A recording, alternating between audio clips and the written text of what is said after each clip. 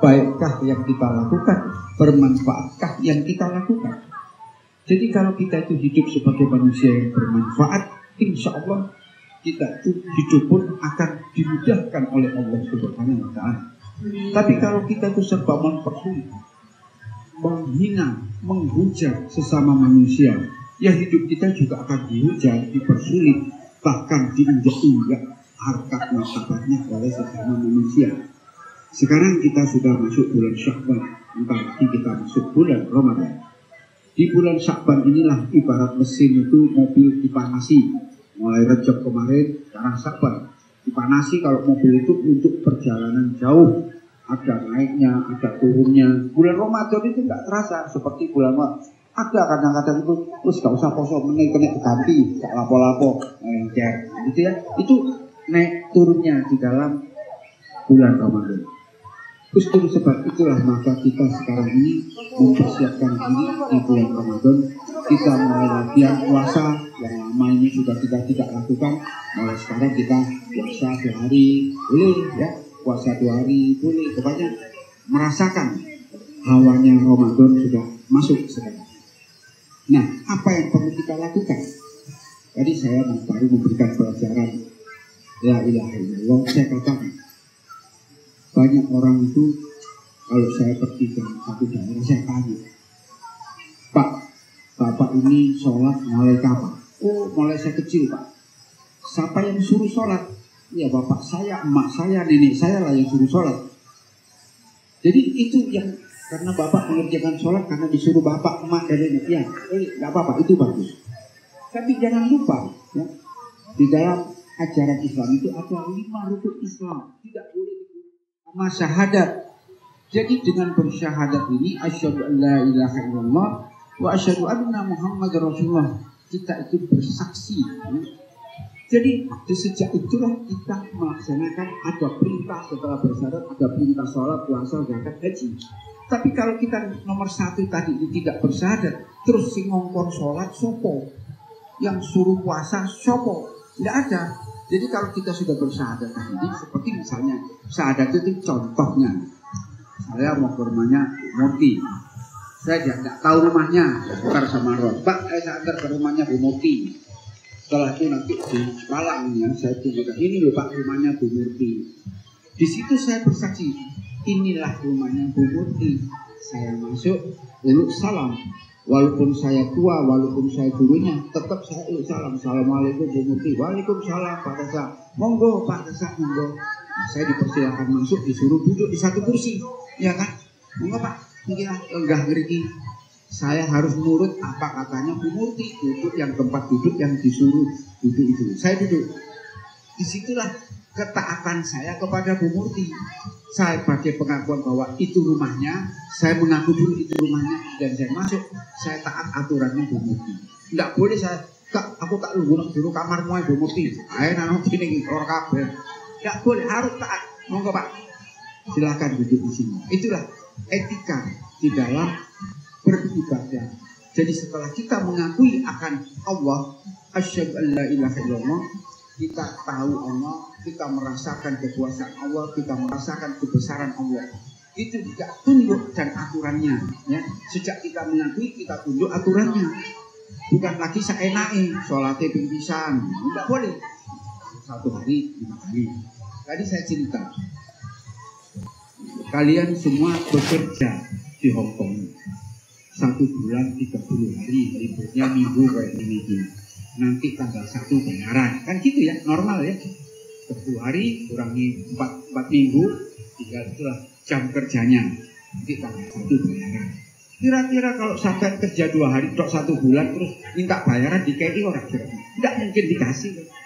Yuk nyambut kayu 30 dino, kurangi petang dino libur tak bayar. Dari ini bosi kan gitu ya. Itu etikanya. Sama dengan Allah pun gitu. Juragan kita Gusti Allah.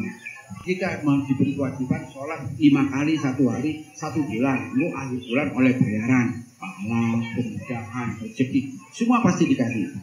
Nah teman, itu juga di situ ono lembur, ada lemburan ya. Dan juga ada lemburannya gitu. Oh, ini saya masuk Pak, minggu tak pray aku nyambut gawe oleh lemburan. Demikian juga Allah memberikan lemburan kepada kita. Ya. tahajud, tahajud, sholat hajat, terus wiridan, zikir dan lain sebagainya, berbuat baik, sedekah. Itu bonus. Nanti kita dapat selain bayaran, bonusnya dalam 1 bulan, total nanti 1 tahun. Itulah rezeki yang kita dapatkan. Ya. Karena kita kadang-kadang ini tidak pernah mensyukuri rezekiku mau. Melek motos gak apa-apa, gak mau, pokoknya melek bagus, ya kan? Tidak merasa bahwa itu nikmat yang luar biasa. Coba sekarang kalian bangun tidur pagi, tutup coba sapu tangan, tutup aja 10 menit aja, mesti abu zikir ini, ya, mesti kebentuk tempat tidur, ke tempat tidur karena tidak lihat. Nah itu ya bukti bahwa kita tidak mensyukuri nikmat melihat di pagi hari. Dipikir biasa bisa melihat, jadi tidak. Jadi begitu bangun, nikmatilah, ya Allah saya menikmati, mata saya melek, hidup saya masih ambekan, ya kan? Telinga saya masih bisa dengar, kaki saya masih bisa berpijak. Itu semua disadari. Besar sekali nikmat yang saya terima baru bangun. Pernah suatu hari saya di Belanda. Saya ini sudah 3 bulan tidak makan nasi, makan roti sampai pitik kok. Jadi kalau pitik kan. Ada orang Belanda ngajak saya undang makan di rumahnya. Pak, hari Minggu pagi saya cukup makan di rumah saya. Istri saya itu pintar masak rendang, opor, dipakai kalengan semua kan. Oke, cukup minggu pagi makan siang. Banyak pesertanya kayak gini. Ada saudara-saudaranya tetap semua. Karena saya ini sudah 3 bulan tidak makan nasi, saya kok sekok, wah cocok loh sekok. Langsung tancap makan, bismillahirrahmanirrahim, makan. Saya lupa, mereka Nasrani. Jadi mereka berdoa dulu. Ini makan baru berdoa, baru makan. Tapi wis kadung diplok ya kan ya, wis kadung ya kemana. Akhirnya selesai makan, mereka bertanya kepada saya, Pak, kenapa ya orang Islam itu kalau mau makan tidak berdoa dulu? Waduh, gini, orang Islam ini, kalau kalian orang Nasrani, ada nasi baru berdoa. Ya betul ya. Orang Islam itu enggak, masih peteng ya sudah berdoa, sholat subuh. Orang Islam itu masih gelap, tidak ada apa-apa, sudah bersyukur dia. Ya Allah, saya terima kasih rezekimu kemarin. Ya Allah, terima kasih rezekimu hari ini, termasuk nasi depan saya ini tadi. Jadi saya sudah bersyukur tadi pagi masih gelap, kalian masih tidur. Nah, di si anakku kan berarti. Jadi padahal itu saking laparnya tadi, biar nasi tancap aja lihat opor. Nah itu ceritanya. Tapi memang demikian bahwa umat Islam itu punya peluang bersyukur dulu sebelum apa-apa. Jangan baru adok, alhamdulillah, manis. Enggak. Jadi istilahnya itu bersyukurlah dulu atas nikmat. Kamu bisa kan? Doa kita itu, ya Allah panjangkan umurku Rejab, Sya'ban sampai Ramadan. Allahumma barik lana fi Rajabin wa Sya'bana wa balikna Ramadana. Allahumma barik lana fi Rajabin wa Sya'bana wa balikna Ramadana. Allahumma barik lana fi Rajabin wa Sya'bana wa balikna Ramadana. Mudah-mudahan Allah mengabulkan doa kita di Ramadan nanti, tapi Ramadan tahun depan lagi, tapi kita sehat dan bisa menikmati umur yang panjang. Ya. Jadi sepertinya sepele nyanyi-nyanyi Allah, kadang itu doa. Ya. Nah, jadi di dalam perkembangan agama Islam, saya kapan itu ketemu beberapa orang, ada yang pakai gamis, ada yang pakai jenggot, ada yang pakai celana cekak dan lain sebagainya. Nah, kalau kita makan siang, saya bilang begini, saya ceritakan pengalaman saya juga di Belanda. Waktu selesai makan-makan itu, dia cerita, Pak, kita ini sebetulnya kagum dengan umat Islam di Belanda ini, tapi seluruh dunia. Di Belanda ini ada satu jalan, ada masjid, masjidnya tidak besar, tapi kalau hari Jumat jalannya itu ditutup buat sholat Jumat. Jadi orang yang datang itu berbagai macam warna kulit, berbagai macam bangsa. Ada yang orang Cina, ada orang Jepang, ada India, Arab, Indonesia. Semua datang menutup jalan itu untuk sholat Jumat. Nah, yang mereka kagum, semua menghadapnya sama.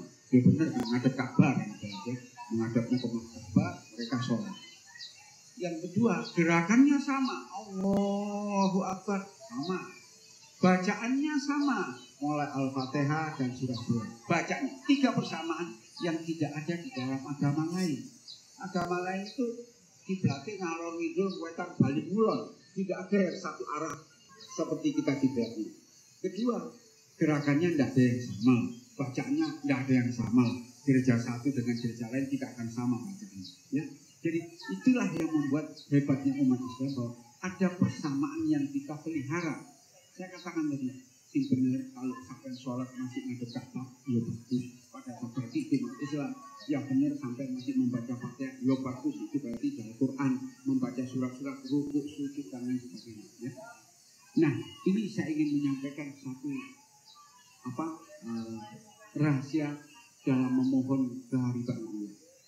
Kalau kita melaksanakan sholat apa saja, baik siang, sore, malam, tengah malam, lakukan pada waktu sholat sujud terakhir, sujud yang terakhir.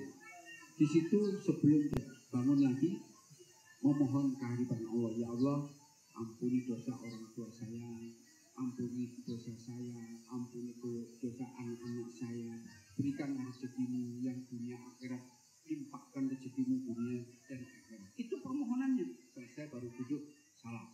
Nah, itu timing yang selesai. Kenapa kita meminta pada waktu itu? Karena akhir dari sholat itu ada jeda. Allah akan mengabulkan doa orang yang berdoa pada waktu hendak menutup sholatnya. Gitu. Jadi sepele saja menutup sholat dengan berdoa. Kemudian duduk di antara dua sujud.